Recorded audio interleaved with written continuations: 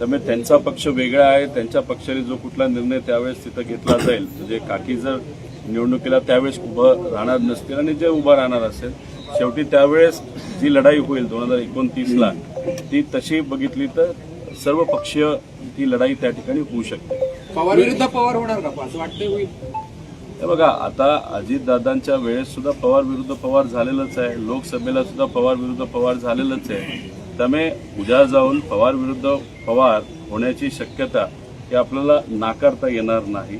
लोकांची इच्छा आहे, लोकांचं मत आहे.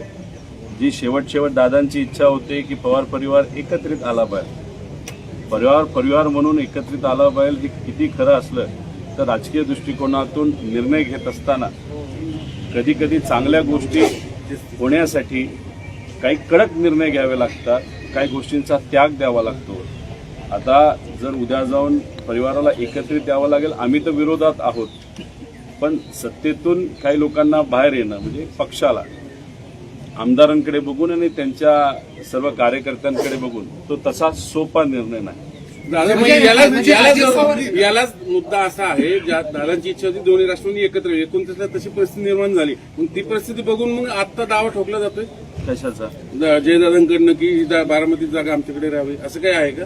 नाही, आता त्यांचा पक्षच वेगळा आहे ना. आता दादांच्या वेळेस पण पवार विरुद्ध पवार झालं.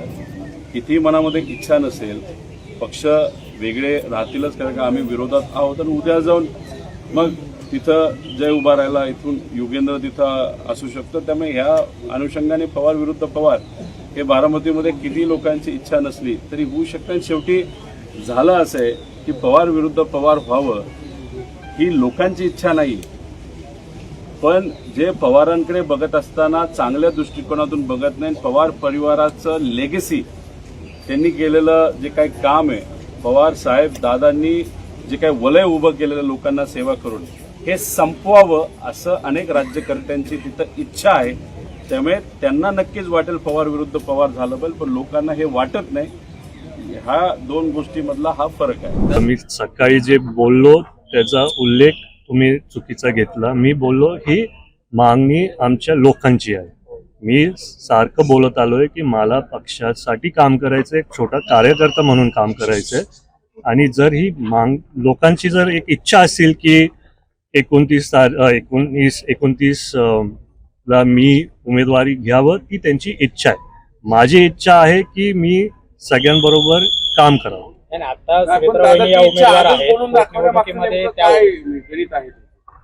कारण आज मतदान होतं, एक भावनिक पातळीवर सगळं इलेक्शन सगळं गेलेलं आहे. नाही, आजच नाही, मी आधीपासून बोलत आलोय की मी छोटा कार्यकर्ता म्हणून काम करणार. नगर परिषदच्या वेळेस पण नगराध्यक्षपदीसाठी पण माझं नाव आलेलं होतं. तेव्हा पण मी दादांना सांगितलं की मला एक छोटा कार्यकर्ता म्हणून काम करायचं. असं काही आहे का, उद्या विलीनीकरण झालं तर मग आधीच आपलं एक जागा बुक करून ठेवावी? कारण बरेच दावेदार आहेत, तुमच्या पिढीतले 4 दावेदार आहेत आता बारामतीसाठी दादांच्या पाठी. मला वाटते की तो हक्क तुम्हाला नाही निर्णय घ्यायचा, तो आमचा हक्क आहे. मी तेच बोलतोय, तुम्ही बोलताय 4 द्या, ते तुम्ही बोलताय, मी काय बोलतो नाही. ते दिसतात रिॲक्शन आले कारण रोहित दादा काहीतरी बोललेत, युगेंद्र दादा काय बोलले की आम्ही आधीच्या काळात पण असं नव्हतं लढायला पाहिजे. त्यांनी त्यांचं इच्छा तिथं वक्तव्य सांगितलं. मला पण तसं वाटतं की कुटुंब म्हणून आम्ही एकत्र राहायला पाहिजे. मी सारखं ते बोलत आलो, तुम्ही बघितलं पण असेल.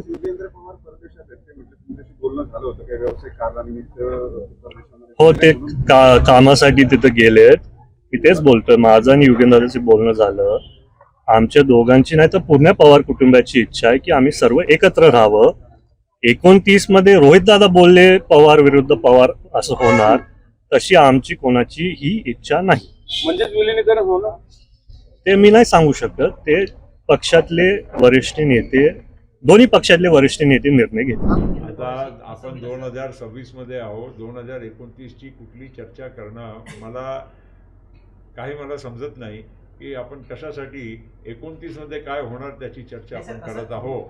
आता कोणी बोलला असेल तरी माझ्या म्हणणं एकच आहे की 26 मध्ये 29ची आपण चर्चा करणं कुठेही हे आता काही अर्थ नाही. नाही सर, याच मुद्द्यावरून म्हणजे रोहित पवार जे हे बोलत होते त्याच्यानंतर शेवटी त्यांनी असं म्हटलंय की लोकांची पवार विरुद्ध पवार करावं अशी इच्छा राहत नाही, मात्र काही लोक मुद्दाम म्हणून पवार विरुद्ध पवार करतात असा त्यांचा आरोप. असा आहे की हा सगळे विषय जे आहे ना, आम्ही आमच्या राष्ट्रवादी काँग्रेस पक्ष, सुनेत्रा वहिनी, अजितदादा पवार यांच्या नेतृत्वामध्ये आम्ही काम करत असताना आम्ही आमच्या पक्षाच्या साठी आम्ही काम करत आहोत. बारामतीमध्ये आत्ताच पोटनिवडणूक कालच मतदान झालं, त्यामध्ये आम्हाला सगळ्यांच्या सहकार्य लाभलेला होता. त्यामध्ये सुप्रियाताई सुळे असो, आदरणीय पवारसाहेब असो, त्यांच्या पवार कुटुंबियाचे अन्य सदस्य असो, सगळ्यांनी यामध्ये सहकार्य केलं, त्याबद्दल त्यांचा धन्यवाद.